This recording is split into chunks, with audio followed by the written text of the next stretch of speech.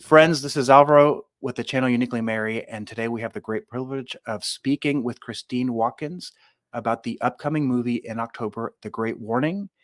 So today we have a chance to speak with her for her to share her experience working on this. So I wanted to start kind of with sort of a broader question, Christine, to lead into all this.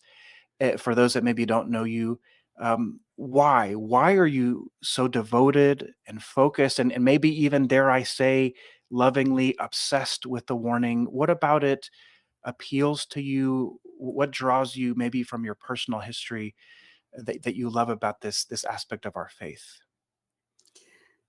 I love that question because a lot of things that we do are not necessarily something we chose, right? So I was looking at the world and looking at these messages from heaven about the warning, and there were a couple books about it, but it seemed like the vast majority of the church and certainly the entire world had no idea about it.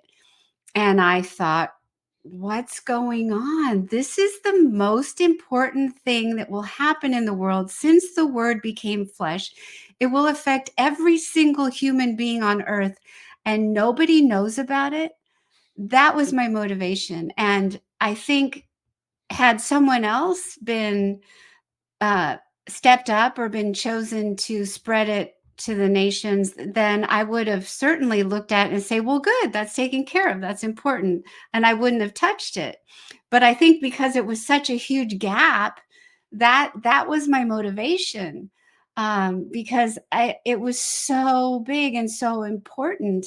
And God warns people of what's about to come. That's why he sent John the Baptist before Jesus came, right? He sent John the Baptist, and then now he's sending these other prophets to let people know about this upcoming event. And John the Baptist was important, and this word about the upcoming great warning is extremely important. It's amazing to think, you wonder if those biblical characters, especially St. John the Baptist, looked at themselves and thought, wow, I'm forever part of this huge history. I can't take myself out of it. I'm forever connected to that in a way that's just amazing. And to think when we learn about what the warning is, there's no way that there's very few things that will overshadow its importance in history. This is huge. And I can imagine you think about that sometimes at night to think, I can't believe I'm one of the ones that's really telling people that my name is going to be in that sentence in the history books.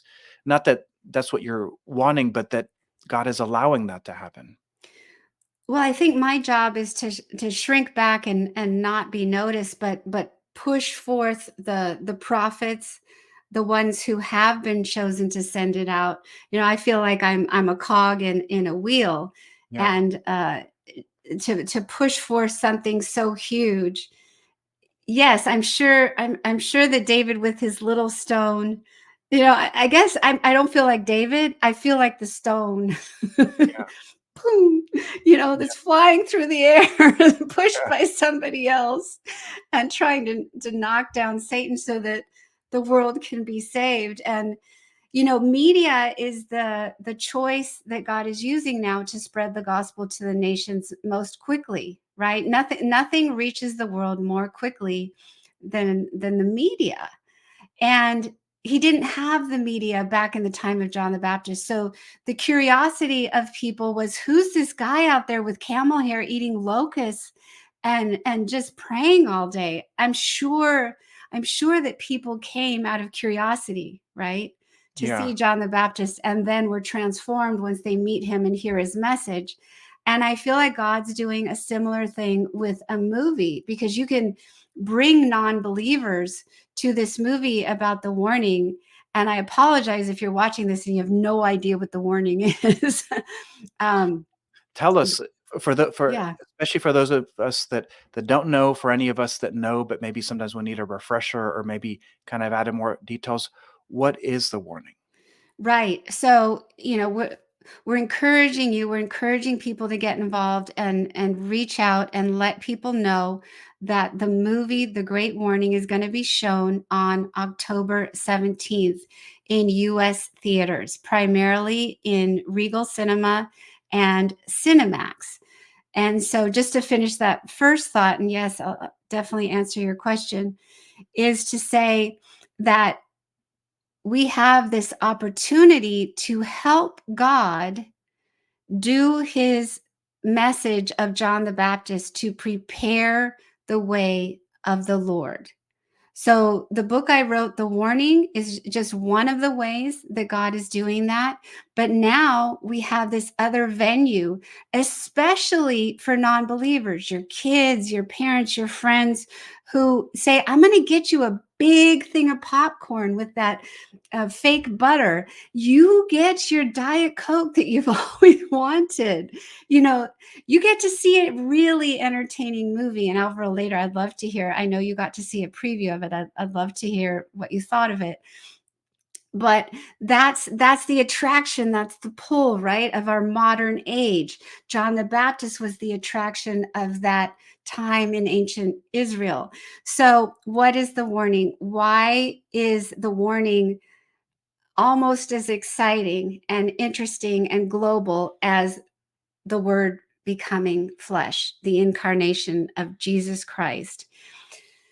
So the world is going in the wrong direction. I think even atheists can concur that something is off in the world. We're not getting along. We're not moving toward peace. We're not moving toward harmony. People aren't becoming better to each other. And the warning is a moment in time that many Catholic mystics and saints have been told about by God, meaning they received a prophetic word that it would happen, that everything would stop in the world. There would be a huge cross in the sky from the holes where Jesus Christ was nailed to the cross. And Jesus told this to Saint Faustina Kowalska. Rays of light would come and light up the earth for a time. Now, combining all the prophecies of the mystics who have spoken about this, they all concur that in that brief moment, every single soul on earth, no matter their belief, no matter their background, no matter their age, will get a life review in a very short time, 5-15 minutes. They will see their lives through God's eyes in light of their sin, the good that they have failed to do, the bad that they have done. It will be a correction of conscience, and they will know with the cross before them that there is a God, that God is Jesus Christ, and they will know in that moment what it feels like to be in either heaven, purgatory, or hell, and where they would go if they were to die right at that moment. So massive, just absolutely massive. And the Lord, I believe, is very, very excited that there's another way, a venue to get the word out about this. Tell us about the timeline of the movie. When did that begin? When did work in making that movie begin? Did that kind of coincide with your book? And how did you get involved? So I got a Facebook text, and I'm almost never on Facebook. Actually, today is my birthday, and I realized, why do people know it's my birthday? And my friend said, well, Facebook tells us. So, That's funny. Happy birthday, by the oh, way. thank you so much. Thank you so Man, much. we're so lucky to have you on my birthday. I'm very greedy about where I give my time, so thank you for giving us a little bit of your time on this Oh, beautiful day absolutely, that Alvaro. God gave us the gift of Christine. Oh, well, yes, or the annoyance. Yes. um, And so basically, Juan Carlos Salas, he's an award-winning movie director in Mexico, faithful Catholic. He works with his wife, Martha Lilia Lopez. They're a dynamic duo. And he was in his living room where he has a huge picture of divine mercy, Jesus with the rays flowing from his heart. And these projects. He had many different projects to choose from to do the next movie, but none of them quite felt right, and he felt stuck. And he looked at the picture of the Lord and said, "What? I'm going to drop everything. I'm not going to choose this. I'm not going to go forward. What do you want? None of this is feeling right." And then he walked outside, and it was a beautiful sunset, and he felt the presence of the Lord, and he looked out at this horizon.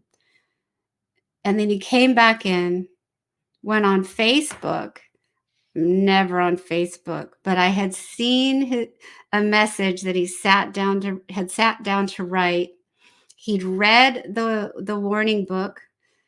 It's called The Warning Testimonies and Prophecies of the Illumination of Conscience. He was very inspired by it. And a few days earlier, he had written me saying, "What do you think about this book being made into a movie?" And I never go on Facebook, but at that moment that he walked in from seeing the sunset, he messaged me, and I saw that, and I wrote back, "Sure, what can I do to help?" And that he felt that with what transpired in his heart at that moment, his question to Jesus, the response of my yes, he got this immense feeling of joy and purpose. Mhm. And that was the beginning of it. Gosh, that's really amazing. I mean, when you think of things like this, like what the warning will be, I mean, even the Book of Revelation, it always surprises me that Hollywood directors don't look at that and think, "Man, this is some amazing movie material," 'cause it's end of the world and these very, just amazing Well, not descriptions. the end of the world, not the end of the Yeah. world. But these types of things, very Yeah. apocalyptic, maybe we can better use that word. It's just amazing material. So it's, and it is, and the opportunity I had to watch the movie, it's just wonderful. I really liked it. We can maybe talk about that in a moment. What did you think? I'm sorry, so I curious. It was it was really funny because the first 10 minutes, there was a ton of distraction at our house. We usually, when my wife and I watch movies, it'll be, we have a nighttime rosary, and it ends at 9:30, and then that's kind of movie time, but then some of the other kids come in and just make a ton of noise, and the whole time I was praying, I was like, "Okay, this must be something God really wants me to watch," because there was so much distraction, this Uh-huh. interruption. So the first 10 minutes were interrupted, so it was hard for me to get into it because of that. But then afterwards, I, you just get sucked in because I love kind of like the docudrama, documentary with that dramatic element. That's one way I would describe it. With all the different stories of, I think it was four different people. I loved it because you get attached to those people. You kind of, it's like you're seeing their life, and then you see the impact that it has on them.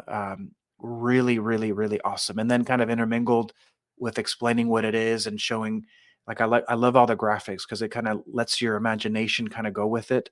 So my wife and I loved it, and she sort of said the same thing, that it was an hour and a half, and it flew by. We normally go to bed like at 11 because we have to be waking up like at 6 or so, but we stayed up till maybe 12:30, almost 1, just Mm. because afterwards we were kind of almost like electric with just the excitement about it. Wow. And then we both decided, okay, we have to get to confession within a few days. So I Oh. mean, so it has that kind of impact in you where it makes you think, and Mm, hearing these people's stories, and thinking, I need to maybe check in on some other things. I mm, want to be ready for this. mm. I loved it. I thought it was great. Oh, that's wonderful. And the 4 stories that he's talking about are people who have had before this event, when everyone on earth will have this experience. They had an illumination of conscience. God suddenly came to them, and they were, that you can be holy, you can be an atheist, you can be a Buddhist, but all these different peoples, and 3 of them that are in the movie are also in the warning book, plus another one that's wonderful, Amaya. And so basically, he was getting into their stories of what it was like to for them to have a life review. right in front of their spiritual eyes. What has it been like to work with the movie? What are some things that you have been doing with it? How long, when was that when he messaged you? How many years ago was that? Oh gosh. I'm not going to get this right because I'm horrible with time, but I think that was 5 years ago, 4 or 5 years ago. Yeah. Okay. So it's been a while. It's taken some time to work on it. Oh yeah. I mean, it's been a lot of work, a lot of work for Juan Carlos and Martha Lilia, a tremendous amount of work that we're all working. I'm volunteering and donating, and it's 12-hour days right now. Wow. But yeah, pray for Juan Carlos, pray for Martha. There's so much going on, and the attacks are quite something. So Yeah. prayers are needed. How, Prayers, donations, they need funds, yes. folks. They're going on Providence. Yeah. Can we give the website where they can do Yes. that? We'll put that right below. Tell Okay. us about that. What are some ways that people can help? Because right now we're a little less than a month out from when the movie comes. Yeah. What are some things that people can do to help to promote? Tell us.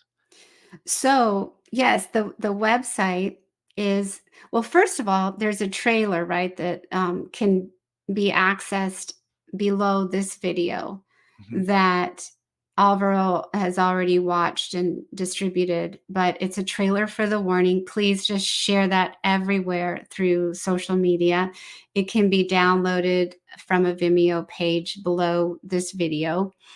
Click on that. Also, click on the other link that'll be there. So the first link is queenofpeacemedia.com/the dash great dash warning. The second link is www.thewarningmovie.com. Mhm. Now, if you go to thewarningmovie.com, that's where you'll see a page called um, well, you'll see the home page. You'll see a donation page where you can donate. Those are going to be needed Mhm.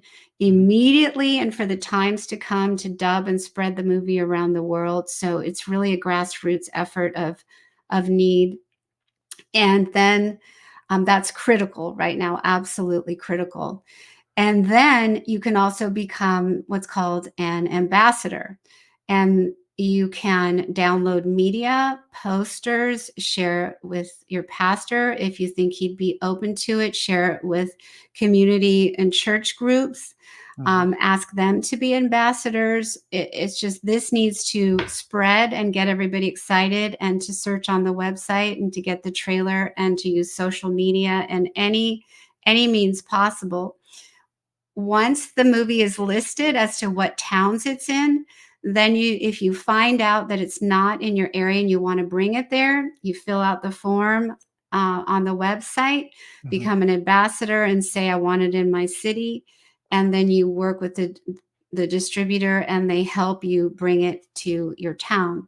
So there's so many opportunities. It's really going onto the website and saying, how can I help? And believe you me, God will be pleased, because this is his movie, this is his effort, this is his warning. Yeah. What's amazing is anything that goes viral on social media, it goes viral by people, word of mouth. So all of you watching this interview can think to yourself, I'm going to be one of those that can do that, and we encourage you to do that, to check out the trailer and to know that you have something that you can do, whether on your Facebook website or your local parish. There's something that you can do to bring this movie to all these different places. Right. This is your and my opportunity to bring the non-believers and the believers. I mean, we all, like Alvaro, you wouldn't think he's going to run to confession. What did Alvaro do? Did he step on a bug and feel bad about it? But there are people out there with grave sins, excuse me, grave sins, who are going to have their lives changed in the matter of an hour and a half for watching this movie. It's already happened with people watching the preview. This is a huge grace to take advantage of. and to be a part of that and to stand before the Lord in our particular judgment at the end of life, or if the warning happens before that, we get to see, oh my gosh, I did something good. I did something right. What a blessing. Yeah, when obviously people haven't seen the whole movie, but since there's the people they selected, I think obviously was very anointed, and the way in which they tell the stories, they're going to reach different types of people. I know that's part of the intention, and whenever we hear, if you've ever been on certain retreats where people give testimonies, it's super powerful. It's Mhm. almost sometimes, I would think, one of the most powerful ways to reach people, to hear other Mhm. people share their brokenness, and then what God does with it, which sometimes we're afraid, we think he's just going to condemn, but you see this conversion that happens, and then that gives people hope. The mercy, the mercy. I mean, the warning is the greatest act of mercy since Jesus Christ was sent to earth. I mean, what a grace to not Yeah, have to die in your sins when you yeah. didn't even know there was such thing as a sin and you didn't even know there was such a thing of God. You're given all the information in a few minutes. What a grace. If probably all of you watching, or maybe at least some of you watching, know about the miracle of the sun at Fatima, and this is, I don't know the numbers, but 1,000 times that. When people hear of things like that, we think, "Wow, how merciful of a God! I wish I was there." This is 1,000 Fatimas in one moment, because that was maybe 70,000 people, and we're at 7 billion people, so Mhm. it's a significant thing. It's worth this effort. What are some of your hopes for the movie? Now that you're kind of like at the very last end of these 5 years, you've seen it be born and kind of grow, which I'm sure must be amazing to see, that almost surreal to see something very much connected to your book turned into a movie. What are your hopes for it? Conversion, conversion of the world. My hope is that it does well in the United States and reaches many people, and that's dependent upon all of us in the next month or less than a month. There's an urgency, an absolute urgency to get the word out about this film because it's so grassroots. It's just you and me, folks. You, me, and Alvaro, and dedicated Catholics who really, really care that people's souls be saved. I was one of those people. I was on the cusp of death, supposed to die in my sins, no idea there was a God. And then now we have this opportunity to put something so good forth in the world that can do the same thing as the punch that hit me, the punch that lifts you out of Satan's grip. I mean, that's my hope, to wake people up so they turn around and repent and say, "Oh my gosh, there is a God. He is Jesus Christ, and there's a reason for my life on earth." I had no idea. I was just wandering aimlessly, and I think much of the world, if not most of the world, is wandering in darkness and in pain. God wants that to stop. And if you wanna, if we wanna talk about timing, I know a lot of people have on their mind, a lot of the viewers are from the United States. We have on our mind things that are happening in the next couple months. Also think of this as like, hey, God is sending us a great movie a month before the elections. Bring people to that. This is, people are afraid to evangelize. This makes it easy for you to do that. So easy. This is your chance. Yeah, you don't have to memorize a tract. You can just say, "Hey, I'll pay for your movie ticket. Let's go watch this movie." That's the easiest thing you can possibly say. "I'll buy you an extra large popcorn with fake Right, butter." lots of false fake butter. Yeah, and it does the work. Yeah, and And you if you, don't have to say it's religious because there's nothing on the poster that says yeah, anything about God. So you get the chance to not be heavy-handed, which yeah, a lot of Catholics are so fearful. I don't want to mention God. I want Jesus. I want religion. Well, you don't have to with this. Just yeah. get them in that seat. Get the word out. Yeah, and I think in watching the movie, it is. It's something that people can relate to these different stories. The way that they made it, I think they wanted to reach different types of people, Yeah, they perhaps made it so no that it would background. appeal to a person of any belief or background. But Yeah, at the same time, it's definitely not offensive to Catholics. You won't be Catholic and think, well, why did you water it down? yeah, So it's really well done that way. yeah. So I wanted to ask you a question about a couple of things that really, for me, particularly piqued my interest in the movie. Hopefully, I'm not kind of revealing too much, but in the movie, they talk about different saints that speak about him. One of them, Saint Edmund Campion, who I believe was from England. He was a martyr, witnessing to the warning. Could you tell us more about that? It's really fascinating. So he was the first known person to prophesy about the warning, and he was an absolute amazing priest and martyr, a Jesuit. And he was born in 1540, and he was raised a Catholic during the time of the great Catholic persecution in England under Henry VIII. And we know that they didn't spare their victims, right? At age 41, he was wrongly found guilty and sent to the gallows. And executions in Elizabethan England were gruesome affairs, and they attracted large crowds of spectators. So he was sentenced to be hanged, drawn, and quartered. And I hope that many of you today don't even know what that means. It is so horrible. But he forgave his persecutors during his trial. And he also said these last words: I pronounced a great day, not wherein any temporal potentate should minister. And I will explain what that means in English. Yeah. But wherein the terrible judge should reveal all men's consciences and try every man of each kind of religion. This is the day of change. So it's undeniable that these words are speaking of something universal. He was imprisoned in the Tower of London, and in that time he had nothing else to do but suffer and pray. And so something happened wherein it was revealed to him that there would come this great day of change. And so it seems that God was consoling him, Hmm. saying something to him like, my son, they don't understand, they can't see, but I want to give you hope that one day everyone's consciences will be revealed. So I pronounced a great day. That means clearly he'd spoken about it before. Hmm.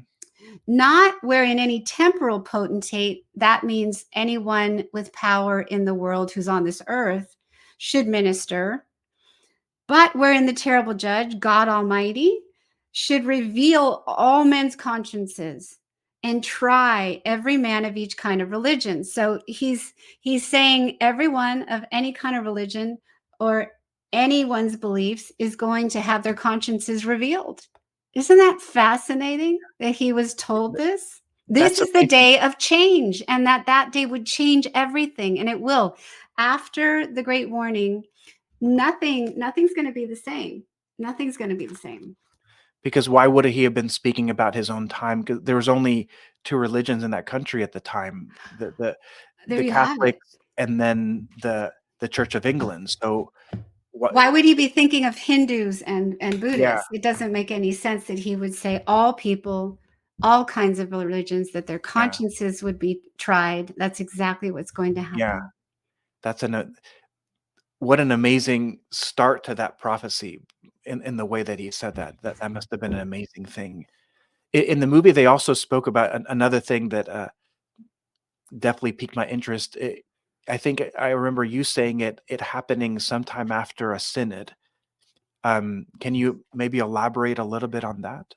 Yeah. So where that comes from is from Garabandal. And there is a nun who knew one of the visionaries, Conchita, well, Mother Maria de las Nieves Garcia. And she talks about that. She says in her own words, this nun, the Virgin revealed to Conchita that before future events would occur, a synod would take place, an important synod. And she said, Conchita told her aunt, okay, cut this out. Oh, yeah. Then Conchita related the message to her aunt, who then asked her, do you mean a council? Conchita told her aunt, no, the Virgin did not say council. She said synod. And I think a synod is a small council. So there you have it. Yeah. When was that that prophecy made? That was sometime in the 1900s, or when was that? So Garabandal happened right around the time of Vatican II. So Okay. it would be around that time, after that Okay. time. So that's very recent. Yeah. 1960s.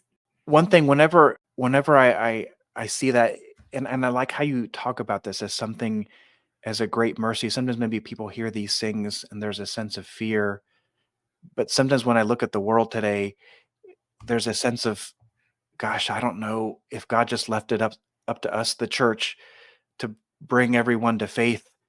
I mean, we're not going to do it. It's just not going to happen. So a part of me is, I don't know if you ever do this. I would want to pray for something like this to happen. Like I would think this would be one of the greatest answered prayers ever. Absolutely, because isn't this what we keep saying in our prayers when we're in desperation? God, do something. Wake people up. They can't see. Why can't they see? Why don't you show them? What an incredible answer to that plea, no? Yeah. Yeah, because even despite the fact that we have uh, social media and all these things, and back in the 80s, worldwide TV network, EWTN, and all these different things, we're not doing the best job. We need God's help. The human element is just so weak. And I pray that this happens soon. Uh, Although you've spoken about, I think I've heard you speak about the importance of preparing for things like this. Maybe talk a little bit about that for this thing that may be something that happens very near. Tell us about the importance of preparing for it. Well, I think it's tricky language because I think we should all prepare to meet Jesus every moment of every day, and it's the same thing. To have the face of Jesus and the person of Jesus in the forefront of our consciousness and mind every moment of every day. If we do that, we're prepared for the warning. In practical terms, all the things that we're asked to do, especially in Mary's apparitions of late, we're asked to go to Mass. We're asked to pray the rosary and to pray from the heart every day, to make our lives a prayer. We're asked to forgive. We're asked to go to confession. We're asked to do fasting. We're asked to read the Bible.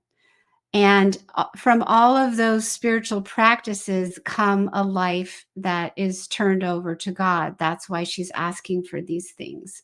So, that's how you prepare. And from that comes giving to the poor. From that comes a life that's not afraid to evangelize, like all the fruits. From that comes you and I living the life that God called us to live and not being swayed and distracted and taking side roads, but living in the divine will. I hope people hear this and they think, I don't want to wait until that happens for me to live that life. That the life that you just described is just a beautiful way to live. It's the greatest gift that you can give yourself, to live that life of holiness and to give God and other people. So hopefully this is an opportunity for people to receive that grace kind of prior, that grace of conversion, of seeing themselves in the light of God. Amen. And so, whether the warning happens in our lifetime or not. Some mystics say it will. Um, we need to think about that anyway. We shouldn't think, how do I prepare for the warning? How do I prepare for the warning? What? How do you live each moment in union with God is the better question. Yeah. Christina, it's been so amazing to have this chance to speak with you. Sort of looking at all this and thinking about all that's happened in the last 5 years, and then the movie coming out and kind of what will happen after that. Where will you go from here? What are maybe some future projects that you have in mind? If you're even able to think about that, because maybe you're so tired from all this work. What does the future hold for you from your perspective?